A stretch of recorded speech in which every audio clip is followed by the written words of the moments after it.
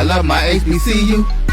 And boy, I love it, love it. I love it, love it. I love my HBCU. And man, I hope my team they won one. I hope my team they won one. Yeah, man. I hope my team they won one. I hope my team they won one. I tune into the HBCU Sports Lab to see if my team won or lost. If they lost, I'm quiet as a mouse. But if they won, keep tab. I'ma do the dab, yeah. Dr. Cavill, he know what he be talking about. Mike and Charles, they know what they be talking about. They compress the analytic data with the hip hop. If you know them like I know them, they gon' tell you if your team, if they won or lost, and who the ball. So listen to Professor, yes sir, and pay attention, cause he gon' teach a lesson. What's going on, guys? Welcome to Dr. CAVIL'S Inside the HBCU Sports Lab. I'm David Rhodes, and we got my man Jeff Johnson here. How you doing, sir? Man, I'm pretty good, man. It's Founders Day for the 06 brothers. Shout out to all the Code Brothers of Alpha Phi Alpha Fraternity Incorporated. Today is their Founders Day. So if you see a lot of black and gold on timelines today, you know why. You see a ton of ice cubes, you know why. A lot of ice cubes, you'll know why. All right, so let's how's things, man, before I run through the intro. How's things, man? How's everything going? Oh, everything's great, man. Thanksgiving break, I was in Atlanta and had 34 relatives show up at my father's house. And when I say it was a party. So, blessed. Yeah, I mean, but we saw coaches get fired during NFL as well. We ain't even man. Yep. They fire folks over the holiday. That's how gangster this business is, man. Look, man, football's ruthless. Football is a ruthless business. And it's gotten ruthless at the HBCU level too, man. So, woo. We're definitely going to get into that. So let's get it going. Welcome to episode 593 of Inside the HBCU Sports Lab radio show and podcast, the show that's covering the sporting HBCU diaspora, all things HBCU sports for institutions large and small, from the NAIA to NCAA. We share insights or information on the HBCU sports culture and HBCU's athletic aesthetics to facilitate the story of HBCU's athletic programs and the business of HBCU sports. I'm your host, David L. Rhodes, with my partner, Jeff Johnson. Brandon King should be making an appearance as well. We are filming live from our home studios and sending a signal live to our KCOH 1230 AM studios with the Texas Radio Hall of Famer Ralph Cooper and the beautiful home of Texas Southern University from Houston, Texas. Listen, man. All right, so our football seasons are over. Yes. From a playing standpoint. Brandon Kings is not. So when Brandon comes, we'll try to talk about Tennessee State and Montana then. Sure. But in the meantime, there's been a lot of things that's been going on. There's been a lot of coaches that's been let go. Yep. Before we get into that, is there any other news that you want to talk about before we get into what's been going on in these HBCU coaching streets? We can just talk about the Hampton Aggie basketball game that was last night. Do we really want to talk about that? I mean, if y'all would have won, you would have wanted to talk about it. Fair? No, it's fair. That's okay. Very fair. All right. All right. So I'll just say this. Hampton won 82-71 at the Convocation Center. It was Greek night for us, and I'm gonna be honest. I felt like we're a young team, but we were not expecting this. I wasn't either. I'll be honest with you. I wasn't either. Yeah, you guys had us up at the half by 8. And then we scored 48 second half points, and I'm just like, man, I mean, go ahead. There's two things that I'm concerned with this roster, with this team, with A&T team right now on the men's side. Sure. They tend to start strong in the first half. Yeah. But then they start making careless turnovers. They're not good at shooting at the line. Yeah. And then they start getting sloppy defensively. Yeah. And all three of those things made an appearance yesterday when we played. Absolutely. And I think we had a control of the game. Like, there were games that we probably could have lost, like when we played Morgan. Similar things happened. Got sloppy defensively, turnovers, can't make your free throws. Like, you got to learn how to close it out. And last night also showed that we miss Felton. Felton got hurt a few games ago, and I don't know. I think long term he might be out for a decent period of time. Not sure if he's out for the year or not. But he's had such terrible luck. He's gotten pretty much hurt every year since he's been here at A&T. So he's had some Will Fellows has some tough luck from that standpoint, but we need that size.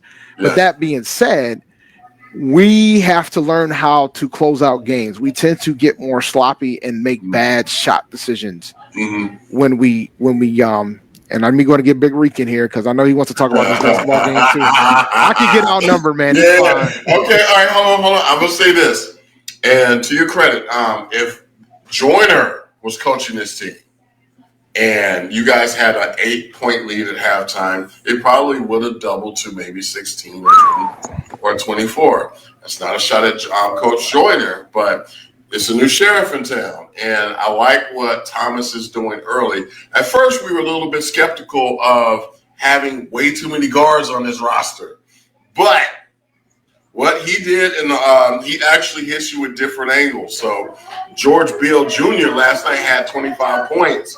Tyler Rice, another guy that, we were somewhat kind of knowledgeable about 17. And Noel Farrakhan, had actually with 11 points, who's been the breadwinner for the team for the past few games. So, this we have a lot of we're switchblade, so we can hit you in quite a few different ways.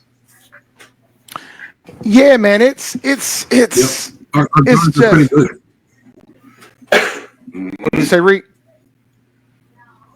I was saying, I look like I'm on a delay a little bit, but our guards are pretty good. Yeah, like it's funny because A&T's got some pretty good guards too. I think the biggest concern about both of our teams in the CAA is dealing with the size of the other positions. But I just felt like last night when I was watching that game, it was like we had the 8-point lead, and I've watched enough A&T basketball so far to see how things are going. And the thing is, this was a conference game, so I really wanted us to get this one. So now we're 0-1 in the conference because we're the only ones that played a conference game because we open conference play. Why do we got to open it though? I mean, of course, look, man, they're gonna go with their marquee game. You know that.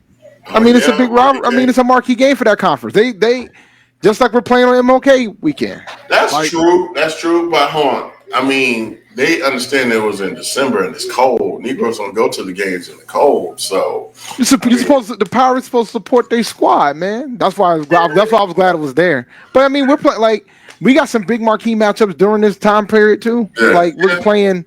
We're playing the school down the road December 28th. Well, LaVelle, I mean, I don't know what's happening to him, man. That program felt but that should be a very easy win for you. I won't never call anything easy. On the men's side? No, I'm not going to say that yet. No, it's going to be because it's a rivalry game, but it should be a manageable game. I will say that. I mean, I don't like those guys down in Durham, but like that, they got a pretty good coach in Moulton. I respect the head coach. We also got to add in the Lady Pirates beating Power 4 program. Yeah, shout out to them for beating Georgia at the buzzer. Yes, like that was a shot. And shout out to Liv. Liv put y'all in her top 5. She does a Power 5. Yeah. Yeah, she put y'all in the top 5, and that was warranted. Some folks felt the way because there was no SWAC teams in the top 5. But those are the breaks sometimes, man. But shout out to you guys. Shout out to the Lady Pirates, man, for getting it done against Georgia. Coach Augustine, boy. When I say so, that shows you the quality of coaching. So we've swore by that. Pirate Faithful has sworn by 6 and Joyner for years, but it's like. The voice is everybody got used to what they were doing. So thank you for A.D. Henderson for bringing in really good coaches. And shout out to the ones who have left. Thank you for what you have done, but we appreciate what these guys are doing now. Absolutely. Rick, you got any thoughts on that game? That was a big one, man. Huge. Yeah, that was a big one. I'm a little delayed, so something's wrong. Yeah, man, when we go to break, you can probably make your exit and come back in when we go to break. That's not a problem. The coaches are in some new folks. Yeah, the coaches have brought in some new folks, and it's just been a breath of fresh air. So they play differently. If you watch, like Kyrie's Mullen, he's really struggling with this new team. Yeah. He ain't shooting threes no more. No, it's you got to move in this new offense. Joyner's was a little bit stale. It was like ISO heavy, but this offense, you got to move, you got to run around. And that's like Baby Davis shooting threes. Yeah. Exactly. So yeah, they're better. They're better. They're playing better than I thought. I didn't know how effective the guards would be, but the guards they're really good. So they control everything for us right now. So it's good to see.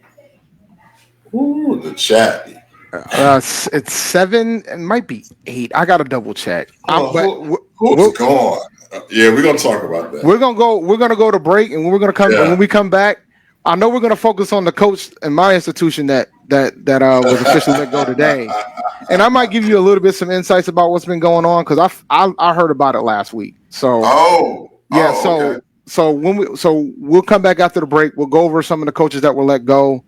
I mean, we'll probably go through all of them if we got time. We'll see. There's so many. There's a lot of them. I'm pretty sure I'm going to miss one. But when we come back, we're going to primarily focus on what happened with the A&T coach, but then we'll go through some of the other ones as well. We'll be right back. This is Dr. CAVIL'S Inside the HBCU Sports Lab, the Indy Report. Looking for the ultimate cultural experience of 2025? The Zora Outdoor Festival of the Arts is where you need to be.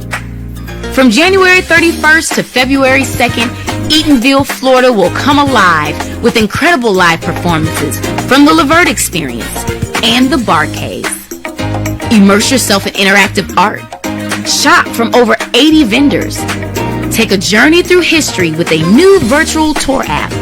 And enjoy family-friendly STEM activities. Plus, don't miss the unforgettable R&B tribute to the legends, honoring talents such as Whitney Houston, Marvin Gaye, and Luther Vandross. This is more than a festival. It's a celebration of Eatonville's rich cultural heritage. Visit zorafestival.org for tickets.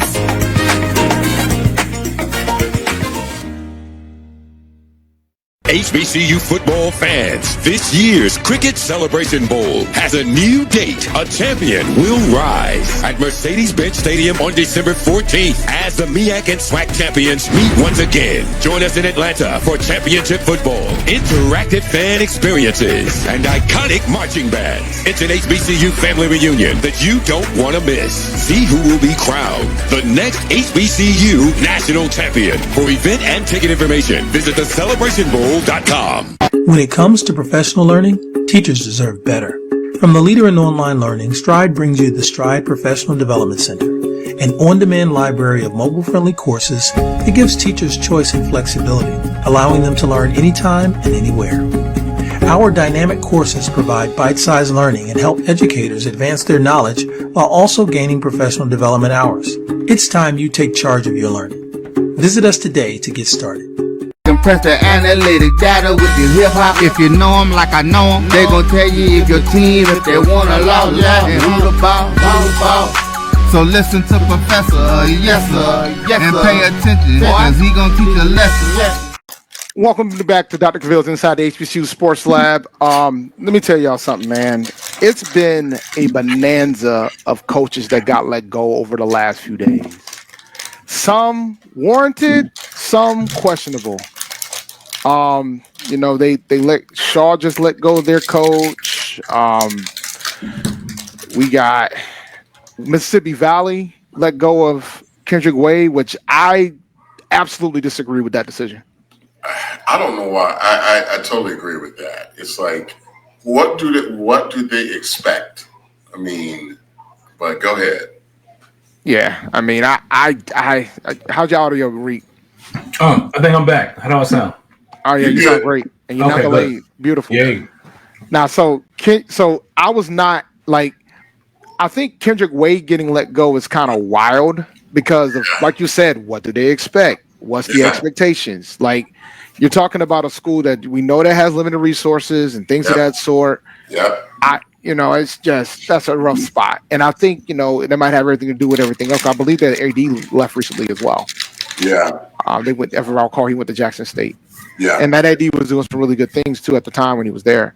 Yeah. Another coach that got let go, Bubba McDowell got let go from Prairie View. I don't get that one either. Yeah, that was another one. But some folks have been discussing about the fact that their patience is kind of gone when it comes to some of these coaches. And he was a casualty of that. Another coach that was let go, Connor Maynard. But I think Some folks probably weren't as shocked about that. Some folks did feel like he was going to be able to finish and get his last year of his deal. He only had 1 year left on his deal. So Connor Maynard's out at Alabama A&M. Let me see. Who else did I do? Lee Hall at Delaware State. Oh, Lee Hall at Delaware State. A lot of folks weren't shocked by that. Yeah. But then you question why they made the decision to get rid of Milstead at the time. Exactly. So that was another situation where it was kind of shocking that occurred. Big Worm over at Norfolk State. Not shocked by that. You know, I've heard rumblings that Michael Vick might be going there, man, and I'm kind of like, that would change. We talked about that last week, and I've heard from, 2 other sources saying that there's definite interest. Yeah, so if they get the job done, it'll make the MEAC interesting, and I think more people will be watching that conference than before. Yeah, I will say this: his wife is a pirate. Yeah, his wife's a pirate. Yeah, he spends more time on Hampton's campus than Norfolk State's campus. But you already got a coach. Yeah, we do. We do. No. He could go coach there. He Newport News. I think he would change the recruiting profile for Norfolk State, because I know like when you talk about there, you don't think so? I think he would. I think that would be. He's not. I think he would. That'd be a real good hire, man. And truth be told, and nobody discussed this enough. Like, Norfolk State is a coaching wasteland. It is. It's the about five winning records since they've gone Division I. It's the Jacksonville Jaguars of HBCU. But even they went to an AFC Championship game, and they done it twice. Yeah, and Norfolk State won the MEAC once. Yeah, they went to that was vacated. Thank you. So wasteland, Jacksonville Jaguars. Well, how can they get it done in basketball? That's what I want to know. Oh, because it's a basketball. It's a basketball school. Yeah, whenever we tell them that, when we say that, they get in touch. I'm like, but that's what y'all are, and it's fine. Y'all got a phenomenal women's program and a men's program there. Yeah, like it's nothing wrong with that. Yeah. Let me ask you a question. Go ahead. When's the last time you guys been to Delaware State's football stadium? I seen the outside of it. I've seen that. I've seen the outside of it because I pulled up to the campus last year when I was going to the CIAA tournament because my daughter wanted to check out the campus. It's been 25 years for me. 25. And you know what? It still looks the same from 25 years ago. Except the scoreboard and they got nice church. But it's a terrible. What do you? It's hard to. The guy. I guess when you fire a coach, something I was thinking about. The AD gets a little bit more time too, right? Somebody made a comment, and it was kind of eye opening when they made the comment. They said that there were more people at the volleyball game. Yeah. For the MEAC championship, which Delaware State did win. Yeah. And shout out to them again. Than the football game. Yeah, it makes sense. If you look at that stadium, they have certain parts of the stands that are at least 10 feet below the other part of the stands. But they got a good weight room, though. They do. What's that gonna do? That matters. Speaking of those uniforms, nice. But if you're playing at a Pop Warner Kids Stadium, you look but if the weight room, right? If you got get a good strength and conditioning coach, you got all the resources for that. That's a good first step, particularly not just for football, for all the sports. If they got a good stadium, they would be really good. I would definitely agree with that. But now I'm trying to think: is there anybody else that we forgot other than the person y'all really want to talk about? What happened with Brown? You're trying to be positive. I had to watch. Yeah, okay. I think that Shaw firing was interesting because he actually had a decent season. The only reason why I have any idea about that is because sometimes that stadium is 10 minutes from the house. So if I don't have anything to do, I'll just go watch them play. And they were really excited about them this year, and they were competitive. So now all of these firings, is this something? This is not the SEC where they can just pay people out. Like, I'm not sure. Yeah, but you know what I've noticed? What? A lot more schools are willing to. Like Norfolk State is probably it's paying out Odom. Well, it's probably because of Mike. Hey. Yeah, but all right. What about us? Coach Brown had 4 years left on his deal. Ooh. Okay, so if A&T is too big to have a program in that shape, you're too good of a program to have that. I mean, and so now we can segue over into A&T since we're here. All right, now since since he is walking out the door, can we go back to what we said? This is FOPS 2.0. I mean, is this? Fobbs didn't win a game here. Game at A&T. Say what? Fobbs didn't win a game at A&T. Okay, so this but that would definitely be the comparison. He didn't win. It's very close. He went 2-21 in 2 years. He won one Division I game the entire time that he was here. Yes. He was on. If he would have came back for the third season, he was on pace to break Fobbs' losing streak record for against Division I opponents. Yes. Now, the big thing for me, and it's always been this, is about progression. Yeah. And the big key was there wasn't any. Yeah. And I don't know if I said this on this show, but I definitely said this on a few shows last week. When you look at prior to senior day, before we played Elon, our average loss margin was 37 points at home. Jeez. Over 37. And even if you include Elon, it was still over 30 points. So imagine you're like, and the thing is, A&T was still in the top 20 in attendance this year. Yeah. From an FCS standpoint. Yeah. And that's with the fact that only 3,000 people showed up at the last game. Yeah. Because it was senior, even though it was senior day, the team was so bad. It was waning. Yeah, nobody was going to take their time. And I talked to a lot of folks who normally go to all the home games, and some of them made the decision to go shopping or do something else with their time because of how bad the team was. And I'm not trying to like I don't want to beat up on the student athletes, because I think they tried everything they could. They gave the effort, but it's about coaching too. Yeah. And let me be clear when I say this. Vincent Brown is a nice guy, man. He's a great guy. As a person, great guy. There's no very professional, always has been professional from that standpoint. But I just think maybe it might have been a situation where maybe he's better to be a coordinator, maybe not a head coach. Absolutely. I don't know. I totally agree. But go ahead and finish. But I think when you go, like, things happen. I think from what I've understand, this has been in the works since G-Ho. Yeah, I can see that. But I'll also say this though, is that I felt that Vincent Brown did not coach to the scheme never fit the players that were on the field, and he had this. I would say, this is my scheme, and you're just going to play it the way that I want.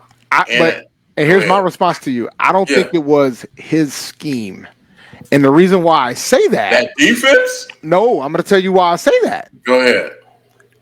There was an interview with the defensive coordinator. We call him Jay-Z, Josh Zeidenberg. And he said that Coach Brown pretty much lets him do whatever he wants from a scheme standpoint. That is the problem. And that was my first concern, right? Because we brought him in because of what he did at William & Mary, right? That's horrible. So for me, and I understand being the CEO and you delegate your stuff, but I think when your side of the ball needs to be the strongest. And last year it was, but we had an historically bad offense last year. Yeah. So last year it was. This year not so much. And so when you take all those things into account, it's something had to give. And I think it would have been very difficult to warrant a third season with him. Yeah. Considering what we saw, considering what the first month is going to look like. You know, we played Tennessee State, Furman, UCF, it's Tennessee State, UCF, Furman, and the school down the road. Those are our first four games. Now, if he would have been building towards bringing in players that fit the mold to actually compete against those type of programs, and that would have been a great schedule to test what you brought in. But unfortunately, he did not. Well, it's a lot of things too, right? Like in his defense with regards to that, he didn't pick we've got games in through 2031. Like we've been scheduling out of conference for a while now, right? Yeah. Even before we got into the CAA, we've been expanding our contracts with different schools and things of that sort. Like we're playing Princeton in 2031. We're playing Georgia in 2030 or something like that. Yeah, I think folks. Man, I'm hoping that they back out of that one. And they might by the time it happens there. Yeah. But hold on. that guy Stan Howard doesn't care about sports and lay off for NSU. No, I'm not laying off for NSU. Howard has been caring about sports more than folks realize nowadays. They care. They only say that when they lose. When they lose, they say they don't care. But when they win, they say, "Oh, we're turning the corner." They've been dominating the MEAC athletically since everybody left the conference. Since A&T and Florida schools, they've been. I totally disagree with that. Yeah. So, but overall, man, I think a lot of folks was asking for this to occur. Yeah. They got what they want. There's already talks about who's the next guy going to be. Is it Gibbs? It's looking like it's going to be Gibbs, man. I'll be shocked if it's not. That kind of reminds me of the Dooley hire over at Southern. It's like it was an open secret. Dooley was coming back to Southern. Where's Gibbs coach at now? Fort Valley State. Fort Valley. I don't like it. And what is Fort Valley right now? I don't like it. I'm going to tell you. Let me pick games. No, I already can tell you because my dad's an SIAC guy. He was the finalist. From what I understand, he was the finalist. He was one of the finalists for the last time they got the job. So look, stop listening to the Aggie Pride faithful. But I always say this, and here's my thing. I don't have an issue with the Gibbs hire if that's the direction they decide to go. I don't. Okay. And the part of the reason why I don't is because I think there's a culture that was instilled before they swapped conferences. Yeah, where they're going to try to get that back, and I think Gibbs has shown that he can he has the ability to be a head coach, and I think he can do the job. I'm not mad at the hire at all. I don't have an issue with the hire one bit. Hire, or you mean interest? The potential hire? It's pretty. I mean, it's the yeah. You want to talk about an open secret, right? Yeah. So it's the. I'll be stunned if it ain't him. I'll leave it at that. I'll be stunned if it ain't him. Yeah. Now, if for some scenario, if it's not him, we need to go out to Tremaine Jackson, right? Well, let's look at where A&T is, and the football they're playing now, the brand of football they need to play. Yeah. And what from Gibbs? I'm just playing devil's advocate. What from his resume makes you believe that he's a fit for? Thank you. Where A&T is now? Well, Gibbs was there during the Celebration Bowl run, right? So Gibbs understands the success during why we were beating the FBS programs, while we were beating Appalachian State when they were ranked in the top 25, while we were beating Jacksonville State when they were ranked in the top 25 in FCS. He was there during that run. He was the running backs coach there during that run. So he spawned a plethora of NFL running backs. Emmanuel Wilson, who's currently in the league right now, that plays for Green Bay. He played for Fort Valley State, Tariq Cohen. So he's done a pretty good job when it comes to getting from the running back play from that standpoint. So he knows how to. It's not a slip of the tongue, man. It's pretty much an unknown. It's pretty much an open secret at this rate. Yeah, I would just A&T y'all do what y'all do, man. But this is a unique opportunity to really shake the bushes, man. I mean, you can. Thank you. You guys can get. This is a really hot job, even though Brown wasn't a good fit there, but this is a really good job, and I mean that's your guy. I understand, but shake the trees, shake the bushes. Hey, I look. I'm not the AD. I don't make that call. I just, from what I've been told, it's pretty much a done. It's almost a done deal at this point. I'm sure another magical Negro would jump out if y'all like a Mike Vick or something. I don't know if we'll ever go to celebrity hire route. And for that guy who said I'm talking about NSU, Hampton is too good for celebrity coaches. So. I mean, because the thing about the celebrity coaches is it's about bringing the eyeballs and the resources. I don't think A&T has an issue with eyeballs. No, you don't. No, and you don't. Like we were the most covered one-win team in America last year, and that's what made the light even more brighter for Brown. I just don't think that he just was ready for all that. I think when you talk about I agree. I think he did not know everything. He thought he was going. I don't think he knew everything. Fairfield State or something, man. No, I think he just. I think. He was the defensive coordinator for Howard when they had Keelan Newton. Oh, and so he was so like that was his HBCU coaching, right? Yeah. So when you make the comparison about being the head coach at Howard versus being the head coach at A&T. Yeah. Where in Howard, now they're serious about winning more than they have. What if they're serious about trying to win? Back then, not so much. True. And then you go to A&T where there's an expectation. Yeah. And then on top of that, you got to deal with the obstacles that a lot of folks didn't agree with the decision to let Washington go at the time. So you're already fighting an uphill battle from the gate. Yeah. And I think he was as admirable as possible from that regard. And so for me, I just think it was a lot for him. And I think there were times where he didn't realize what was important. Yeah. Like beating the school down the road is important. Yeah. So getting blown out was important. Yeah. Yet, all due respect to William and Mary, they ain't us. Yeah. They ain't us. And he like coached with he coached with Mike London too. So and that's not to say that they don't have a good program at William and Mary, but from the standpoint of what the expectations are, they ain't us. And William and Mary, and let's remember, Mike London's an alumnus of William and Mary. That's part of the reason why he left Howard to go to William and Mary. He left Howard to go back to his alma mater with the quickness. Yeah, and I don't blame him. I mean, wouldn't you? Yeah. You know what I think killed Brown more than anything is he couldn't recruit. No. Could not recruit. There were some kids that he got that were pretty good. Who? I thought BJ Turner, when we grabbed him, he was really good, but he got hurt. Yes, exactly. And there's other questions regarding that, like, right? Because there was so many injuries this year. So many injuries, and so many injuries, and some of that's going to be on strength and conditioning, right? He never recruited a defensive line too. Oh God. That's what I'm saying. He couldn't recruit. You cannot have 250-pound linemen at nose. It's not going to work. 260. Or if you're going to do it, then decide not to play a 3-4. Thank you. But that's a whole different discussion. We got to talk about Maynard too. So are people happy, Dave? Like, they're thrilled. Nobody's like, hey, we should give him another year because there's only one guy I know that wanted to give him 2 more years, and I had to shut him down last week on another show.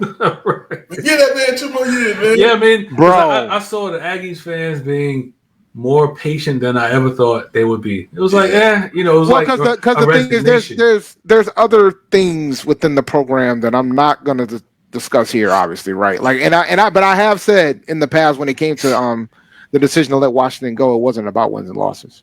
It wasn't. And so whenever I say that, folks look at me like I'm crazy, but you got to read between the lines when I say things like that, right? It wasn't about wins and losses when they made that decision. And then when they decided to go away from the Broadway tree, part of that might have been. You saw what happened. Shake the bushes, A&T. That's all I got to say, man. Where will Connell Maynard land? I mean, I think where would Connell Maynard land? He ain't no head coach no more. Nah, I'll be. But if I was Grambling, I would call him to be the OC. Hold on. I would call Maynard to be the OC in a New York second. All day. Do you trust him to work for you? No. Sure. Truth be told, truth be told, man, like if you decide, if you need an offense, like if, for example, right, if they would have kept Brown at A&T, I would have been pushing to bring him over to be our OC. And we would have paid him pretty well. We paid our OC pretty well. I mean, just from an X and O standpoint, I mean, all day. I said this at Hampton. Maynard was one of the best game planners and offensive coordinators I've ever seen. Yes. He put together some of the best game plans, but that was it. But that's the thing, right? And that's why, like, if you need an OC, keep him on the sideline. Give him a year-to-year contract because he will be out recruiting, talking about, I'm trying to get into the ACC one day. I ain't gonna be here long. But man. You don't want that man working for you, man. Multiple times telling kids like, look, man, I'm gonna be honest with you. I'm gonna be here, but if so-and-so coming, I'm out.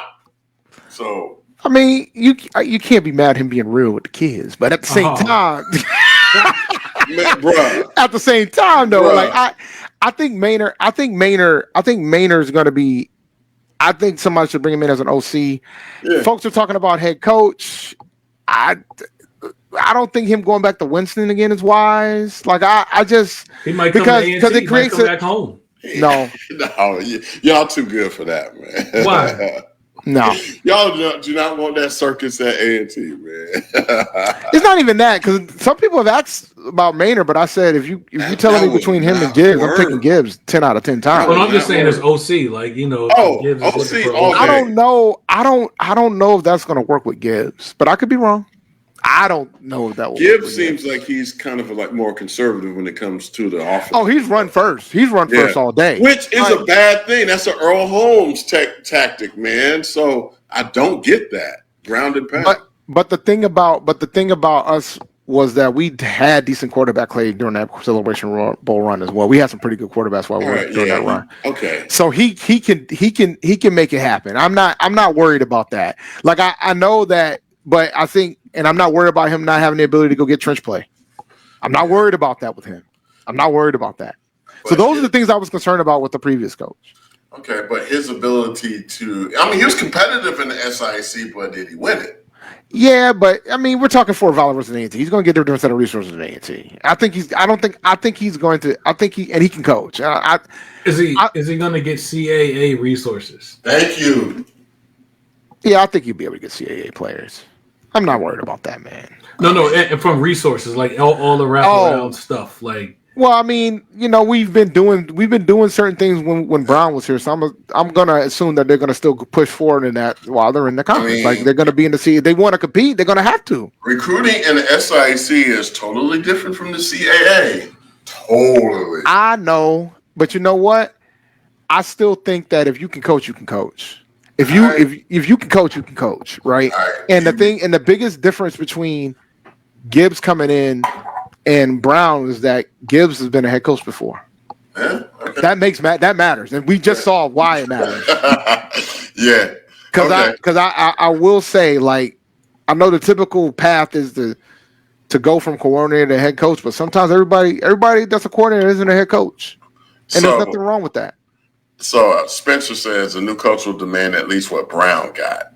I disagree. No. He'll be like, we paid that before. What you like? Yeah, I disagree. No. Yeah, we're not getting that. You getting it? No, I disagree. I don't think we're gonna have to pay him what Brown got. Like, what you gonna do? Go back to Fort Valley? Go. You'll be all right. Yeah, but you can't. You gotta pay him his market value. Yeah, we'll pay you market value. No, he's gonna. No, I think we're gonna take care of him. But I don't. But the question, like, look, man, hometown discount too. Kennesaw State just let go of their coach and they just hired Jerry Matt. Why? Oh, for real. But here's the thing. Here's the kicker. Kennesaw State at the time, their previous head coach made less than what Brown made. Yeah. So, like, and they're paying him, and they're paying Mack way more than that. And for those who don't know, Jerry Mack was a former head coach of that school down the road when they went to when they went to their first Celebration Bowl and lost to Grambling. But he ended up going to Tennessee, and then he ended up heading to the NFL, and now he's back in college sports. So good for him. I'm happy for him because that was the goal. Happy for him, but I just don't see that working. I think everybody's asking this question, and I think for me, folks got to realize he was on that staff when we were beating the when we're beating the top 25 FCF programs. So I'm not concerned from that standpoint of being I get paid to win SWAC games or I get paid to win CAA games. From a Hampton perspective, if Gibbs gets back with A&T, I'm definitely nervous because we don't have a pushover anymore. So no, here you go. Guess what? That move doesn't scare me. Okay, they're not pushovers, but it doesn't scare me either because how do we know? I mean, he came from Fort Valley State. I mean, they were competitive there. So, I mean, I get we're gonna bring the Fort Valley up. I'm not worried about that. I'm more intrigued by it. I'm more happy that he's been our head coach. Just like if we would have picked up the guy from Valdosta State. Like if we would have, if Tremaine Jackson, are y'all gonna give that? You would be concerned too, right? You wouldn't be like, oh well. If you can coach, you can coach, man. And Valdosta State is a primary run first squad as well. Yeah, no, okay, but yeah, I mean, you know, I'm happy that y'all are happy. That's all. That's, that's good. We're ecstatic. Like I'm not as picky as others. So like for me, like I said, I would have perfect world. Probably would have slid in, give Tremaine a call, but I'm not mad at the Gibbs hire. Like I'm not going to complain about the Gibbs hire. Now it'll get fascinating on how the fan base reacts if things go sideways. But I don't know if it'll get as sideways as this. Even when Rob Broadway took over, he took over a 1-10 program, and he won 5 games with those guys. Yeah. So if you can coach, you can coach. Yeah. So we'll see if he can coach. And the CEA schedule is going to has to be easier than last year. Yeah. We're not going to have to play Delaware and Richmond next year. Yeah. Yeah. That's true. That alone is going to make the schedule easier. That's true. We had the 7th hardest schedule in FCS last year. Yeah. So like it's not like so we had a very, very, very tough schedule. Yeah. But at the same time, there's some level of progression that needs to be seen. Is there any problem with that firing happening on signing day? Ooh. Like truth be told, there weren't really too many people that were coming anyway. So he wasn't even recruiting anyway. Yeah, man. That was the problem. It was going to be tough. It was going to be tough either way. So was he even coming into the office? Yeah. For what? Hey, you got to check in. You can't give him cause, man. You got to do your job. He's coming in with the ski mask on, man. Oh God, here you go. I mean, of course he was. Nah, but seriously, like the thing about letting the coach go, there's no good time to do it. No, especially the way that things are now, right? Thanksgiving. The season just ended right before Thanksgiving, and that's why I said what I said last week was, if you're gonna make a decision, you got to do it this week. Yeah, and they made the decision last week. Yeah, like I got worried about it on Friday. Yeah, so they made the decision. Is the whole staff gone too? Not everybody. I don't know who else is left. They're keeping that O-line coach because he's been. They're gonna keep Mattis. Mattis, the 2 coaches that were on on Washington staff that are still there. Yeah, and I'm gonna assume they're gonna keep Mattis, Ron Mattis, and Nate Poole. Yeah, I think everybody else might be gone, but those two guys was there when Washington got let go, and they survived. So I believe that that'll be the case. I don't unless Mattis have put offensive linemen in the league. Yeah, Brandon Parker. Yeah. So and he should have another one in the league right now, the truth be told. But I think us being as bad as we've been the last 2 years hasn't helped. Absolutely. I think there's some kids that went into the portal that might reconsider and come back. So we'll see. Okay. Hey, that happened to us when they fired. Oh man! We lost like 6 of them, and we lost 7, and 6 came back. Yeah. And the one that got away is just he signed, and he was like, "Oh," So I think right now the key for A&T at this point, they're gonna have to officially announce the new head coach, whether it's Sean Gibbs or somebody else. They need to do it. So then some of these kids can make decisions. Because now the window is already open. They're like the portal's already open as it is, but now they got a window. They get the window now since they're changing coaches. Yeah. So at this point, I think the key at this point is we've got to speed up the process. And I will say this about our new Chancellor James R. Martin II. He likes to speed up hiring processes. So I think this will be faster than what we saw last year, 2 years ago with Coach Brown. Because it took a little bit to get Brown through the rickets to get him hired and to get his staff. But it's funny. Ebb says that I feel bad for Gibbs because that's the pressure on his back. But I'm gonna say, man, he knows what he's getting into, man. Yeah. He's been on the coaching staff here. He knows what the expectations are gonna be. So I think he's gonna be ready for it if he's the guy. Yeah. I think he's gonna be ready for it. I'm not too concerned there. Yeah. Totally agree there. Yeah, this had something. Are we going to commercial? I had a thought. We could do the thought before we go to commercial, unless you want to hold it for after the break. Just a quick question for Jeff, and I know we got a couple Pirates on there, but have you seen the initial signings today? You know what, man? I saw a few. Here's why I think it's good. Yeah. Those guys, there's a profile that you recruit at the CAA. And the guys that fit the profile. Like, it took us a couple years to get into the Big South and then step up the recruiting and all that stuff, and it's there. Yeah. Like, you never know what you're really going to get until, so now you're starting to see year one. But the guys look the part. Yeah. That's always the first part. Yeah. So I think we're in good shape from that standpoint. I'm going to do a quick break because Brandon's here. I want to go over Tennessee State and Montana before we close. Oh, man.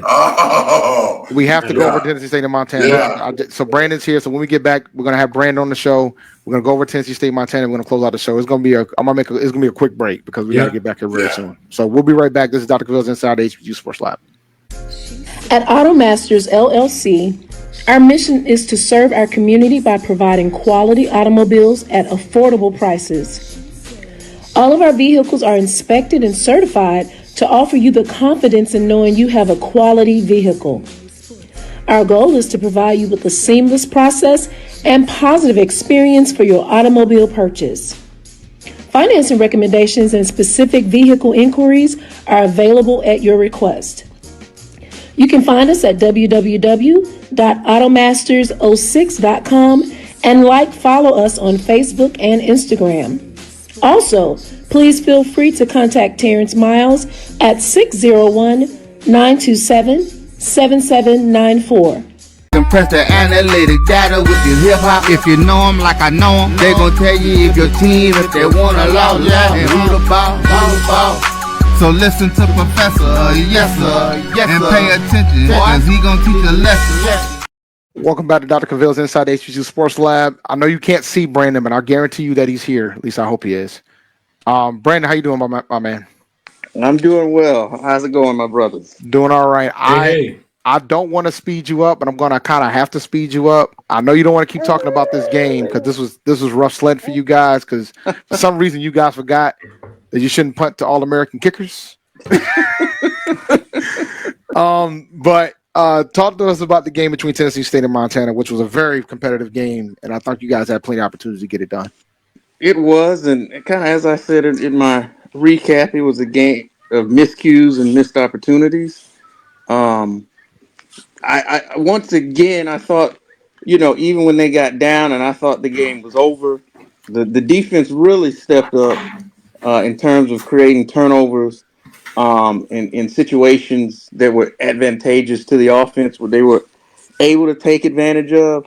But every time it seemed like they got it to a one score, when they got that last fumble and they were driving down the field in the high snap, and then you have penalty right after that, and it just absolutely killed the drive. And then, like you said, when you you kick to an All-American, these types of things can happen, which you would think we would be plainly aware of because we have CJ Evans on our side, and we saw teams toward the latter part of the season try not to kick towards him, but kick coverage, and we've talked about it on this show earlier, kick coverage has been a problem since the Gardner-Webb game, and they didn't plug up those holes, and it ultimately ended up costing them potentially a chance to move on in the playoffs. So, tough way to end the season, but overall, you go 9-4, you win a share of the conference. So,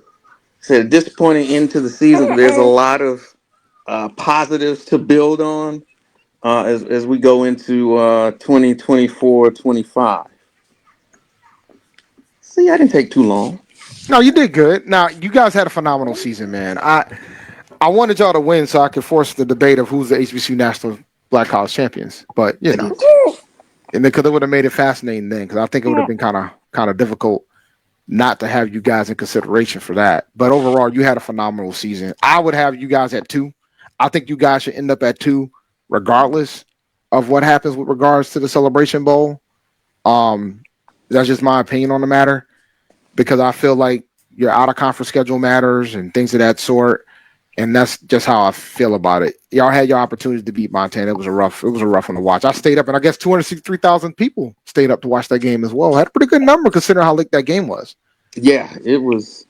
It was. And said it didn't disappoint, but like I said, I think when you look back on it, they'll be able to see a lot of things that opportunities they let slip through their fingers in terms of penalties at the most inopportune times. And hold on, while we're on it, let me say this to those of you on Twitter or X or whatever you call it. To y'all were tweeting at the offensive lineman who kept getting. Please stop it and go get some help. They're tweeting. They're tweeting the players. Yes. You can't do that, man. Yes, they were doing that. I Oh, you saw can't some do that. screenshots in a thread that I'm in, and people were tweeting at the play. The same thing that they were kind of doing to the Jackson State tight end after the Celebration Bowl. Oh no. Yeah. So, we're losers. We gotta do. If We you're gotta doing do. that. We gotta do. We gotta do better. Yes. We gotta do better on that regard. Any thoughts on the game, Jeff and Reek? Right, be on mute, Jeff. You're on mute. My bad. So I didn't even know that. So I would just say like this, just from watching the game, it just kind of seemed that I'm not going to say Montana was in a different class, but you saw the limitations. I definitely think that they got something to build on with Tennessee State. Now, my question is, will Eddie remain at Tennessee State?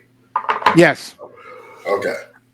The word on the street is he was offered a Kennesaw State job first, and he declined it. Stop. I wouldn't take Kennesaw State. No. He lived, but the thing is, he lives in Nashville. His family's there. Yeah, don't do that. Yeah. And I don't know if I'm sorry to jump in that I had saw an article on Clutch Points that had linked him to the running back job in Ohio State. Don't do that. No, he's a head coach. He's a head coach. He turned that down allegedly. Yeah. He might have. In this article. I mean, if he wants to be a head coach, though, that's what they like, because that's what Willie Simmons did the same thing, right? Willie Simmons took the running backs coach job at Duke. So did Jerry Mack when he took the running back job at Tennessee after he left the school down the road. So I mean, there's that path if you want to be a head coach in the FBS program. Because I think there's some folks are saying that Willie Simmons is a potential candidate for the FIU job, which would be interesting.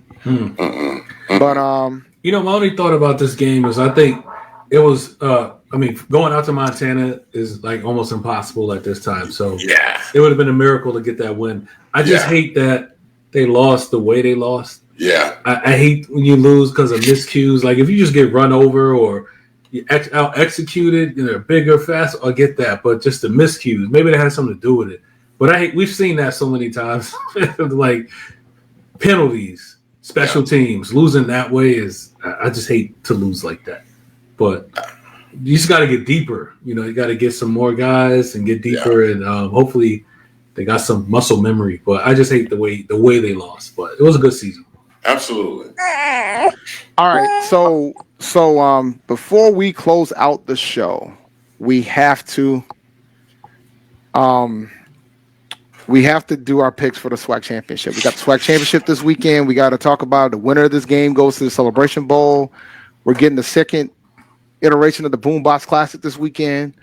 So who you got, man? Jackson State or Southern? I'm assuming Jackson State are the favorites. If I had to guess on the Vegas line, they're probably the double-digit favorites. Yeah. So Jackson State or Southern? Who you got, Jeff? I'm gonna go with Jackson State. I watched the Bayou Classic. Southern has good pieces, but I just don't think that they'll probably be able to play with Jackson for maybe a quarter and a half. Then Jackson all the way. Jackson by 2 scores. All right, what you got, Reek? Jackson State. Easily, yeah. What about you, Brandon? How you feeling? Jackson State or Southern? I got J State. I mean, they're playing lights out on defense. Yeah, they got it rolling on offense, and I know Southern has found so many ways to win games this season, but that is going to run out, man. I'm not going to say J State by 40, but probably by 20. I'm picking Jackson State, but I think they're going to cover. I think Southern will cover the spread. Yeah, whatever that spread is. So I'm taking Jackson. So we're gonna get Jackson versus South Carolina State, a rematch of the Celebration Bowl from 2021. So that'll be interesting to see if that comes to fruition. I would love to see Southern get there though, only because Southern is the type of program that should have already been there. Yeah. Like so, but I just think Jackson State's going to be too much. Yeah. But I think Southern's going to fight, and because that's one thing that they've done all season. And I don't think this is the same Southern team they played earlier in this year, but also it's not the same Jackson State's team. Robert Mulligan didn't play the first game when they played each other, so it's going to be interesting to watch. So we need to close out the show. I want to talk about the banner of the year for 30 seconds. Shout out to A&T and FAMU on the Division I side. It looks like they're going to be the ones that are going to be competing the day before the Celebration Bowl. I know a lot of folks weren't too thrilled with the choices, but I'm not the judge. I don't make the selections. So don't blame me. But all right, so let's close out the show. Thank you for listening to Inside the HBCU Sports Lab. Make sure you share our podcast with your friends and colleagues. We look forward next week as we discuss the latest news in the lab. Make sure you follow us on Twitter. Go to Brandon King at sneakershoptalk.com and check his stuff out. He got some phenomenal articles there. Make sure you follow Dr. Kenyatta CAVIL'S on Twitter as well. Follow the channels for Dr. CAVIL'S Inside the HBCU Sports Lab on Facebook. We're on YouTube. We're pretty much everywhere with regards to that. And let's see, Brandon. Of course. She said it too. Reek. Message. Lecture. Close. And Jeff. Dismissed. All right. Got it right, kinda. Look, man, even the baby got it right. That's right. Can't be mad at that one bit. Good night, everybody. You guys have a phenomenal week. You too. Thank you. Peace.